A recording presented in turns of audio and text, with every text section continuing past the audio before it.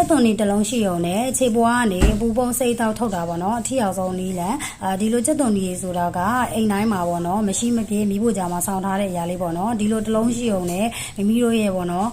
ခန္ဓာကိုယ်ကကျန်းမာရေးတွေကောင်းစေမယ်ဆိုလို့ရှိရင်စိတ်ဝင်စားလားရှင်ဒါဆိုလို့ရှိရင်ဒီဗီဒီယိုလေးကိုဆုံးအောင်ကြည့်သွားပါရှင်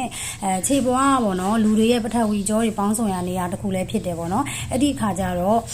ဒီပေါ့နော်ဒီကြက်သွန်ဒီလေးနဲ့ညာအိတ်တဲ့အိယာဝင်ချိန်လေးမှာပေါ့နော်လုပ်ပေးမယ်ဆိုလို့ရှိရင်ကျန်းမာရေးအတွက်အထူးကောင်းမှုပါတယ်ရှင်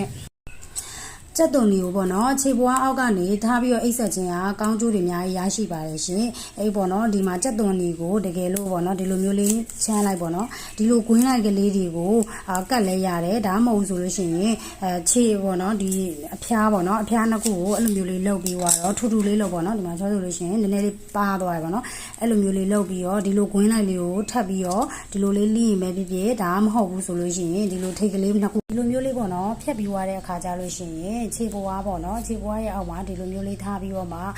ပေါ့နော်ခြေအေးဝင်းမဲ့လိုရတယ်ခြေအေးလေးဆွတ်ထားလို့ရတယ်အဲ့လိုမှမဟုတ်ဘူးဆိုလို့ရှင်လည်းဝန်းစားလေးတစ်ခုကိုပတ်ထားလို့ရတယ်ပေါ့နော်အဲ့လိုမျိုးထားပေးရမှာပါရှင်ချိုးကကြတော့ဒီလိုမျိုးပေါ့နော်အလွယ်ပေါ့နော်တိတ်နဲ့တိတ်ခွေလေးနဲ့ပေါ့နော်အဲ့လိုမျိုးလေးပတ်ထားမှာပါရှင်ဒါကတော့ပေါ့နော်ချိုးဒီမှာဒီလိုလောက်ပြလိုက်တာ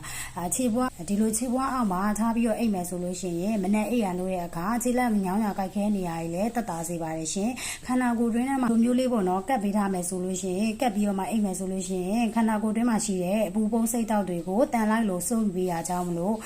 ခန္ဓာကိုယ်ရဲ့အကျန်အစိတ်ပိုင်းတွေလည်းကျန်းမာစေပါတယ်ရှင်ဒါလေးကိုလာပြီးတော့မှတိတလောက်လေးလာမျှဝေပေးတာပါရှင်ကျေးဇူးပါ